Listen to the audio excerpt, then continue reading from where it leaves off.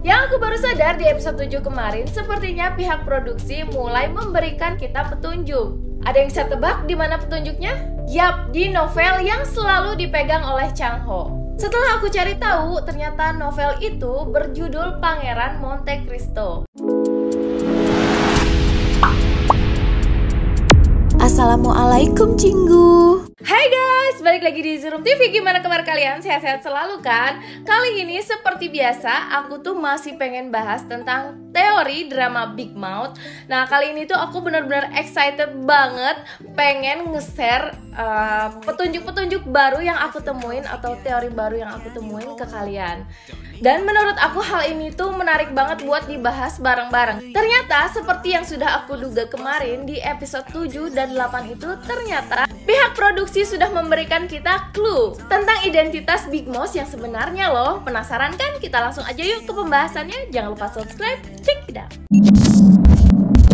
Jadi yang ramai diperbincangkan kali ini adalah Big Mouth ini adalah sebuah organisasi. Seperti yang aku bahas kemarin, di mana-mana yang namanya sebuah organisasi itu pasti ada perintah dari seorang pemimpin, bukan? Berarti tetap mengerucut kepada satu orang. Di Korea sendiri ini juga ramai banget dibahas. Jadi aku di sini mulai berpikiran kalau diartikan Big Mouth itu bisa saja tikus-tikus kecil yang berkumpul menjadi satu hingga membentuk tikus besar. Benar gak sih kalau seperti ini kira-kira? Jadi siapa sih sebenarnya tikus-tikus kecil itu? Bisa saja mereka adalah pihak-pihak yang dirugikan pada saat pembangunan kembali kota Gongcheon oleh Forum Nine River. Kenapa aku bisa berpikiran seperti itu? Karena di episode 7 agak aneh sih. Baru dimunculkan sejarah pembangunan kembali kota Gongcheon. Bisa dibilang tetua ini menjadi paling berkuasa karena hal tersebut. Biasanya dalam sebuah pembangunan selalu ada pihak-pihak yang dirugikan. Contoh kecilnya seperti keluarga korban yang gak sadar kalau ternyata keluarganya yang sakit dibuat jadi bahan penelitian ilegal oleh rumah sakit. Terus juga korban-korban ketidakadilan sikap Gong Ji-hoon.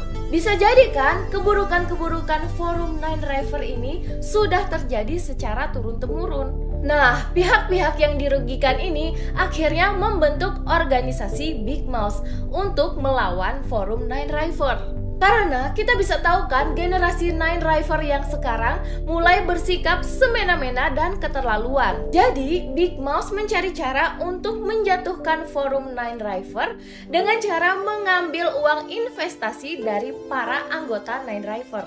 Karena Forum Nine River ini susah sekali untuk melacak Big Mouth, jadi dibuatlah isu palsu. Jadi dibuatlah Big Mouth menjadi semua pelaku kejahatan agar dia lebih banyak orang yang mencari. Itulah sebabnya Big Mouth ini dijuluki Pangeran Kegelapan. Seperti yang kita tahu, Gong Ji-hoon ini kan berkuasa di bidang media.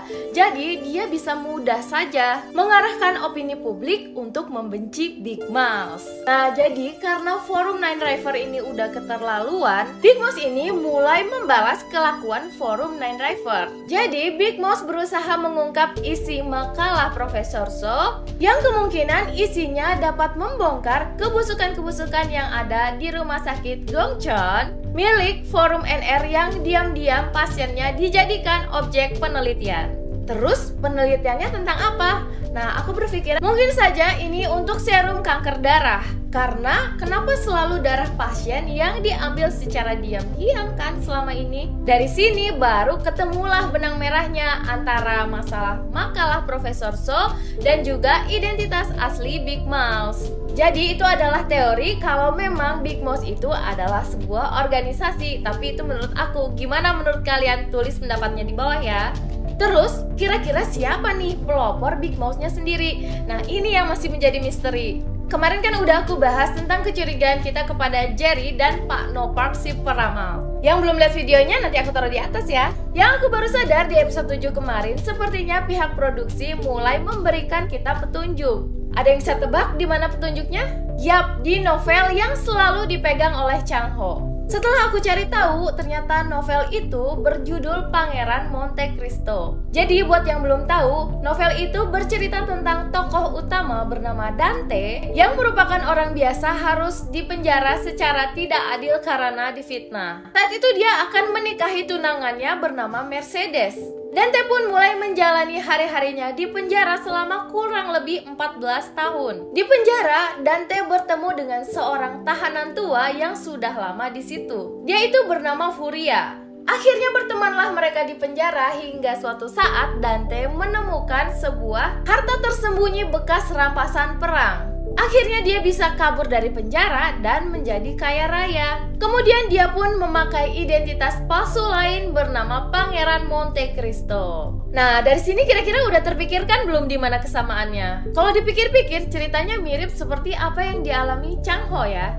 Bisa diumpamakan kalau Chang Ho ini adalah Dante, di mana dia dipenjara secara tidak adil dan akhirnya menjadi disegani bak pangeran dunia gelap dengan identitas palsu Big Mouse. Berarti kita juga bisa kan mengartikan Furia ini sebagai Pak Nopal, tahanan tua yang berteman dengan Dante.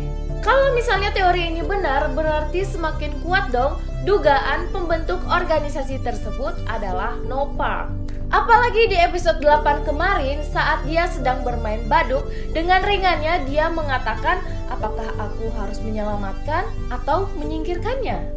Terus lagi dia juga berbohong tentang alasan kenapa dia dipenjara kepada Chang Ho. Gimana menurut kalian tentang teori ini? Masuk akal nggak sih kira-kira? Namun ada satu orang lagi nih yang paling sangat mencurigakan, yaitu Jaksa Choi Jong Rak. Kenapa aku mencurigainya? Alasan pertama adalah dari awal kenapa dia sudah memihak kedua belah pihak yang bermusuhan, yaitu Gong Ji-hoon dan wali kota Choi Do-ha.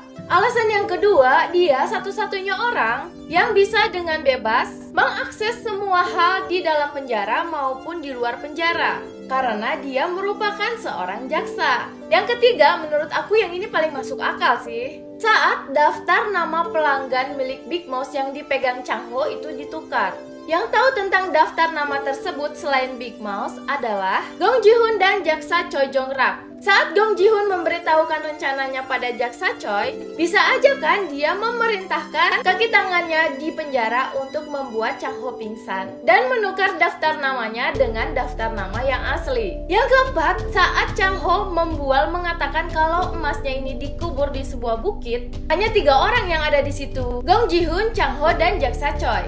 Ditambah ekspresinya saat mendengar hal tersebut, ekspresinya menunjukkan keheranan dan tidak berkata apapun. Nah, bisa aja kan dengan kekuasaannya ini sebagai Big Mouse, dia bisa memerintahkan kaki tangannya atau seseorang untuk menguburkan emas di tempat yang disebutkan oleh Chang Ho. Yang kelima, bagaimana Jerry bisa diselamatkan?